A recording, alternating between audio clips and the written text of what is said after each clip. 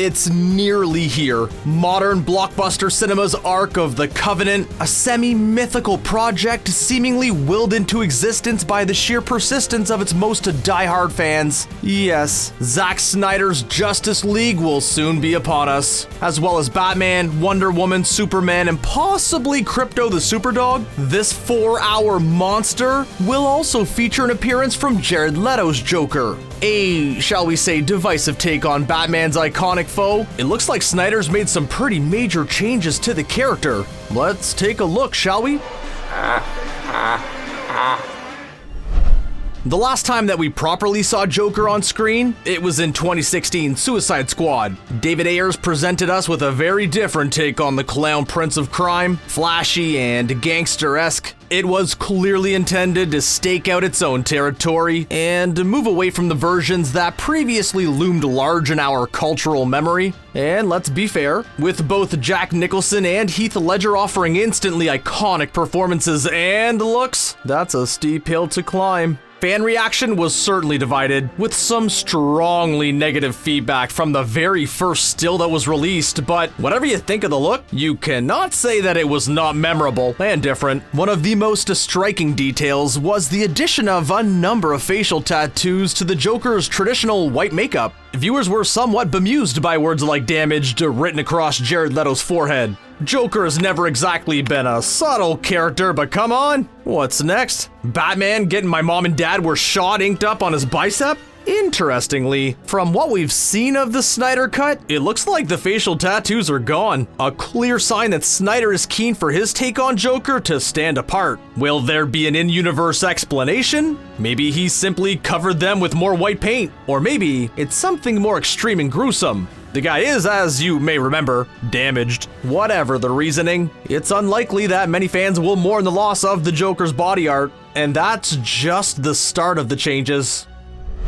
As we said before, the Suicide Squad version of Joker gave him a flashy suit that made him look like a particularly ostentatious mobster. It was a marked change from Jack Nicholson's retro suits and Heath Ledger's grimy street magician look. And while it may have suited the movie's overall aesthetic, it was an odd choice for a character as chaotic as the Joker. After all, he's not just another gangster, a mob boss, a guy who fits into the pre-existing criminal ecosystem and plays by its rules. He doesn't own clubs, he terrorizes them. So it makes sense to leave that laudable but not entirely successful experiment in the past and give the Joker some new threads for Justice League. He seems to have two outfits for the new movie. One of these is a hospital gown, presumably evidence of his incarceration between Suicide Squad and Justice League. So far, so Arkham Asylum, we can dig it. But more interesting is the white shirt and the SWAT team vest that we see him wearing in the latest trailer. The vest is covered in badges, and it has been confirmed that these have been taken from police officers that the Joker's killed. Grim? Sure. But it's the kind of unpredictable, chaotic, and intimidating visual choice that the Joker would make a guy who's done playing by any kind of rules. Yeah, that's our Mr. J, that's our guy. So there are the threads, but what about the voice? The vocal tones are one of the most important considerations for any actor portraying the Joker. Think of Mark Hamill's unhinged cackle, Nicholson's threatening purr, or Ledger's creepily precise over-pronunciation. You can hear one line from any of those guys and instantly know who it was. Jared Leto, unfortunately, didn't get much of a chance to assert himself vocally in Suicide Squad, whether because of the direction or of his own concerns. The Joker's voice in that movie was an uneven mixture of recognizable vocal tics, all mashed up into a squawk that felt both overly try-hard and underdeveloped. I need a machine gun. But from the sounds of things, Justice League is going a different route. Isn't that right? Batman.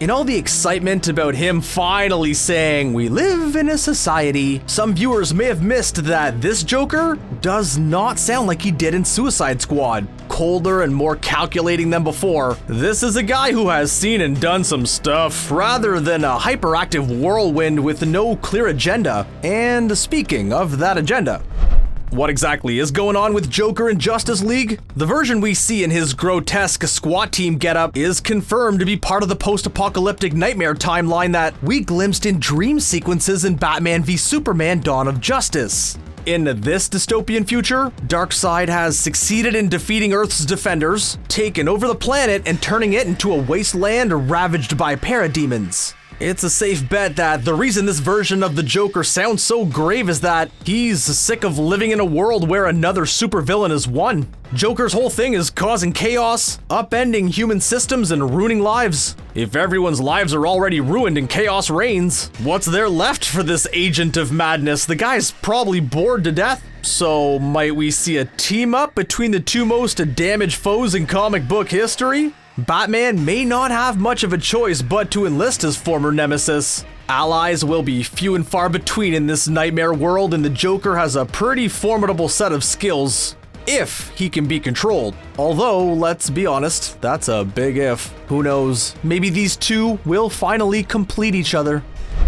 So the Justice League, Steppenwolf, Darkseid, Joker. Can this movie make room for any other DC characters? We wouldn't be surprised if there were more cameos in store. Anybody that you would particularly like to see? Personally, I'm still holding out for a Condiment King cameo.